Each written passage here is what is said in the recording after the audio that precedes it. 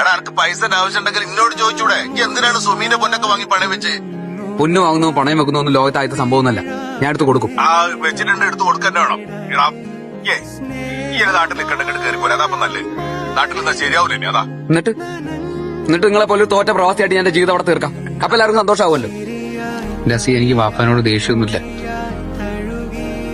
പക്ഷെ മൂപ്പരോട് എനിക്ക് മര്യാദയ്ക്ക് സംസാരിക്കാൻ പറ്റില്ല. വേണ്ട സമയത്തൊന്നും എനിക്ക് വാപ്പാനെ കിട്ടിയിട്ടില്ല. 2 വർഷം കൂടുമ്പോ 1 മാസം, കൂടിപ്പോയ 2. അത്രയേ ഉള്ളൂ എനിക്ക് വാപ്പ.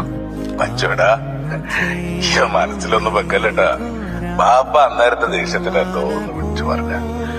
പിന്നെ ഇവിടെ ബാനുവിന്റെ കയ്യിലെ ഞാൻ കുറച്ച് സാധനം ഇവിടുന്ന് കൊടുത്തയച്ചിട്ടുണ്ട്. ഉമ്മാക്കുള്ള ഫോണൊക്കെ അതിന്റെ അകത്താണ്ട് ഈ ഒന്ന് വേഗം വാങ്ങിക്കൊടുക്കണട്ടാ.